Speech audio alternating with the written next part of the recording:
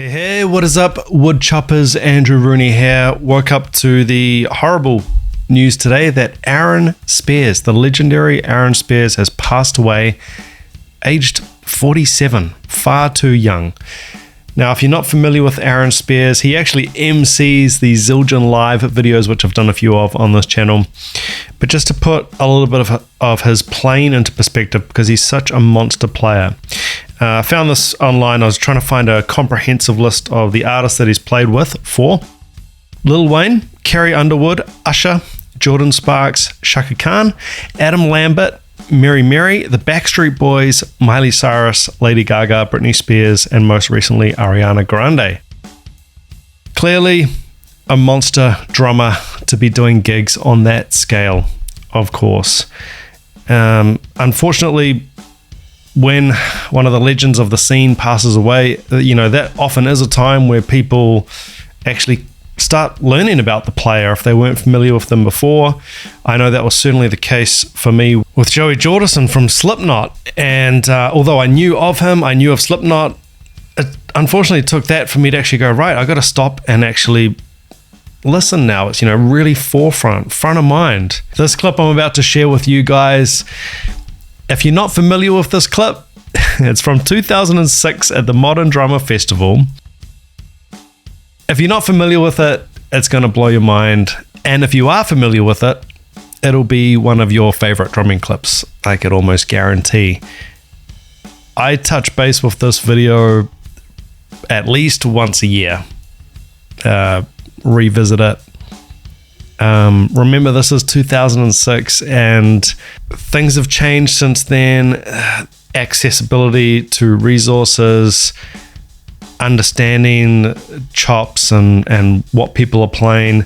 Just having a quick look online. Facebook started in 2004 and YouTube started in 2005. So all of that social media stuff was very, very fresh. And before that, it was actually quite hard to access resources and to see people play, especially at this level. The advent of social media, things like YouTube, it's just a click away, but of course nothing like seeing it live. Yeah, more thoughts at the end of the video. This is a pretty tough one, but I hope you dig it.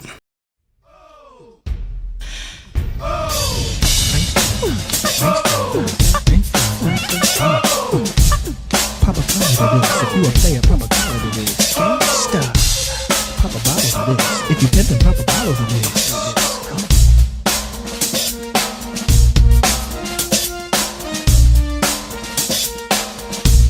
How's the pocket? It's insane. Fill number one.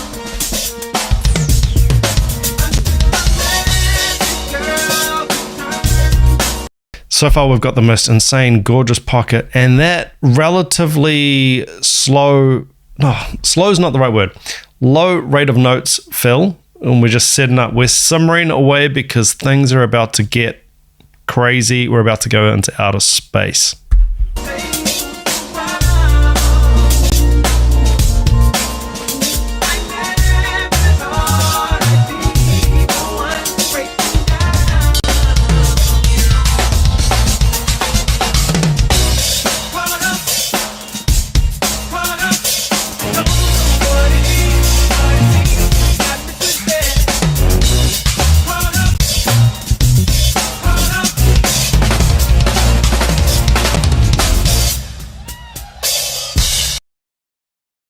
Oh boy, I transcribed that fill. I slowed it down, transcribed it note for note when I first saw this, because this whole performance obviously just set the drumming world on fire.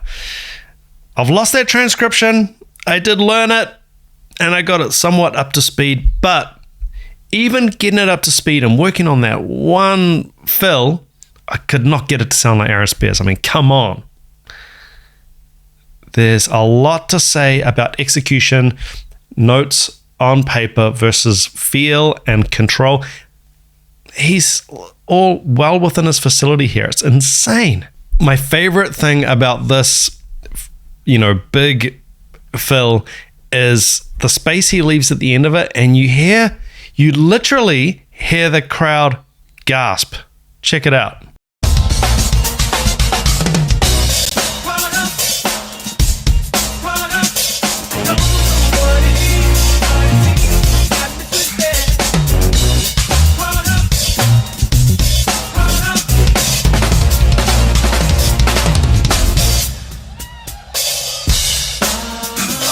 People are shocked. I'm still shocked.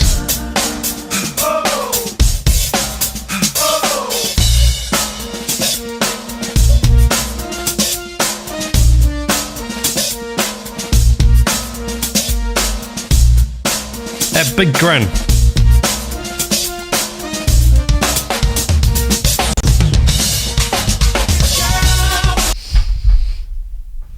Man, I want to talk more about this at the end, but that big grin, you know, Aaron would light up a room, and you saw it when he was emceeing the Zildjian Live stuff. He walked in the room, big grin, and everyone knows who he is, of course. It's like Michael Jordan, you know, I mean, Michael Jordan doesn't walk into a room and go, hey everybody, I'm Michael Jordan. Aaron Spears walks into a room of drummers, everyone's like, damn. Funny, always happy. You'll struggle to find a picture or any video footage of him where he's not smiling. He's just such a ray of light. Excuse the cheesiness, but he's such a ray of light in the world of drumming. Again, we've got a fill here that is not in a high subdivision. How does it sound so funky? How are the note choices so perfect? I don't know. You tell me. He's one of the magicians. Let's back it up. Let's check it out again. But everything, note placement, orchestration, everything perfect. So good.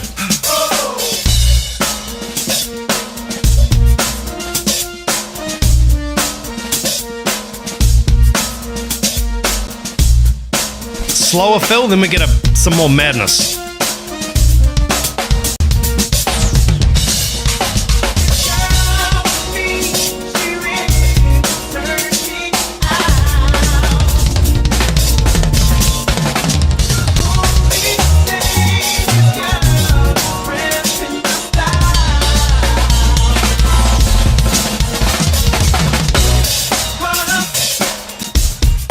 This is what good drummers do. Whether they're playing with a lot of chops, whether they're playing with a lot of pocket, whether they're playing with a lot of both, they excite the crowd, they excite the music. Check it out again. It's just too good.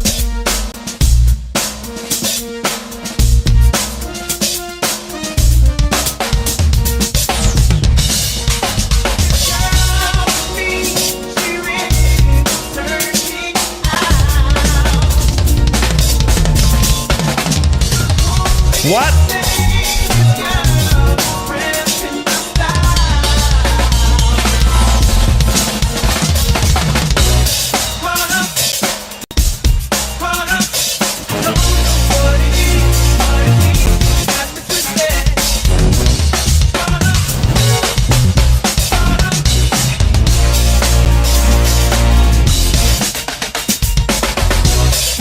Let's just back that one up again. Now, this was one of the ones that I learned note for note, and I'm telling you, I got it note for note. It's not a crazy fast fill, this one, but boy, how he orchestrates it, how he plays it, where he fits it in, the phrasing, where he starts these fills, where he ends these fills, the dynamic flow within the fill, again, far, far beyond notes on paper. This is personality.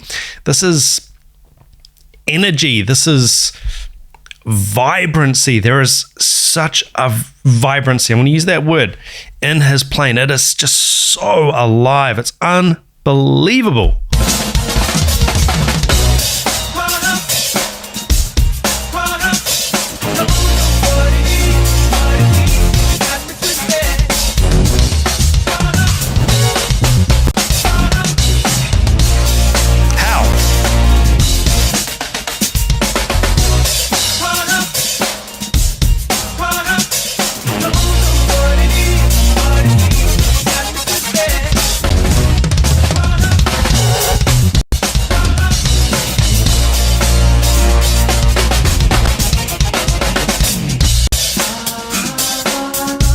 Listen to this groove here.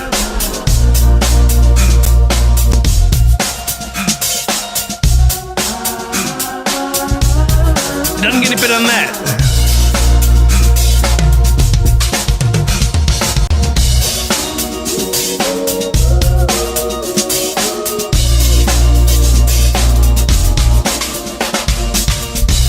Even that little short phrase, let's back it up again.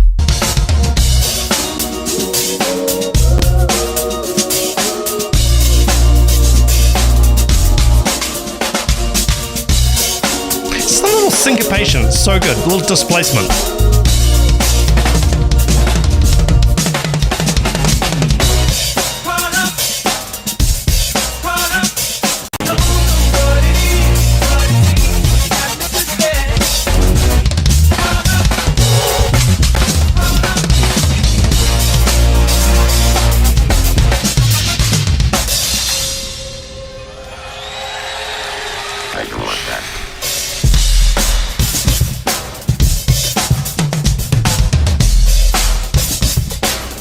He destroys his hi-hat soon. Keep an eye out for the hi-hat. The hi-hat stand just gives up any moment now.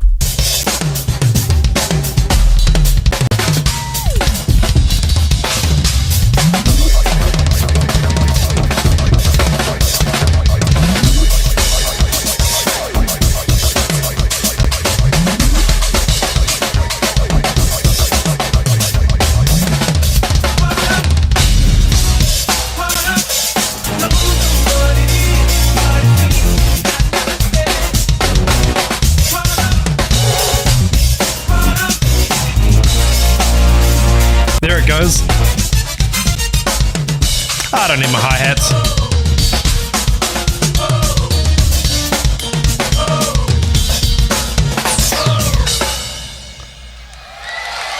Oh man, my heart is racing. Yeah! Get up! Y'all know that was hot. So if you're new to Aaron Spears, and you know, he's a guy that I don't know if he ever got requested on my channel. So I'm assuming he's new to at least some of you out there. Please do let me know what you think of that performance. And it gives somewhat of an insight into what is required to play a pop, hip-hop, R&B gig on a world stage. There's a lot of misconceptions that pop music is easy, or pop music is this or that, and anyone could do it. No, anyone could do that. And the requirements of a modern pop gig require that, of course, you have pocket and chops. Now, I'm just looking over here on the right side of my screen while I've got the clip up. There is... this is free to anyone. It's on YouTube. Balancing Chops and Groove with Aaron Spears over on DRUMEO. And Aaron's got a whole bunch of stuff over on DRUMEO. Heaps of content on DRUMEO that you can access for free. Pick up my DRUMEO free trial. Link somewhere. We'll put it in there. 30 days. You can explore the site. You know, before guys like, I guess, Estepario Siberiano, and before all these drummers that we know and love and just marvel over, you know, there were people like this who they no doubt idolized and copied, and copied is a strong word. I don't want you to get me wrong. Aaron Spears copied people. I copy people. Drumming is copy's probably not the right word. You never completely copy someone because you're still got your human signature. You're still going to play it like yourself. Like I said before, I transcribed note for note. Note for note. I was so obsessed with this performance. I would transcribe the fills note for note and learn them. And while I couldn't play them like Aaron Spears, I would still learn something. I mean, even on the slower fills, one of the things that really stood out to me transcribing them was, oh, is that it? That can't be it. Is that all he's doing? And thinking, if that's it and I'm playing it, why does he sound like him and why do I sound like that? And these are questions you're going to start asking yourself on your journey through drumming. What is the magic sauce on these players? How is it so in the bones, in the body, in the brain? How is it so good? How is it so good? And it can be really frustrating. You can think you're there, but you're not. And like, for example, you might be frustrated you're not getting picked up for a gig, and you might think, but I can play like that. And recording yourself is always a good tip there, where you might find some of those shortcomings, or you might find yourself, oh, I'm missing that, or when he does it, he does this. Little tweaks that you can make. I think another thing ultimately that I learned from this, although of course I don't play anything anywhere close to Aaron Spears. I'm not saying that. But I guess one of the things I did learn is, you know, some of these drummers have got so much incredible facility and such incredible musicians. Part of this could be, hey, this sounds good on the Usher song Caught Up. At that moment, starting on that part of the bar, finishing after the bar. Some of the fills, you know, would just roll on through and go over the bar line. And that's when you start thinking, oh, this is music. This is not maths. This is not copy paste. Hey, I'll steal that Aaron Spears fill and put it into this song when I play it. Doesn't always work like that. You know, some of these fills are going to be particular to a song, to a part of a song. You notice that he actually changed gears throughout the song. Started with, you know, a relatively normal human level fill before we took it into outer space. So yeah, lots of things. And I think, while from a personal point of view, while I don't think I ever really tried to emulate Aaron Spears or tried to play like him, although I guess, you know, a lot of us were after this performance, I think it's more of a concept thing. And of course, be a good person thing. You know, you see a drummer at this level and he's so humble to a fault. And you think, well, if he's humble, I got to stay humble because I'm not even anywhere near that world. So, you know, I've got to keep my feet on the ground the whole way through, no matter what level I play to, no matter what gig I get or get offered or whatever's happening. Keep it cool, be cool, be nice to people. So there's a whole bunch of things in there that you can take.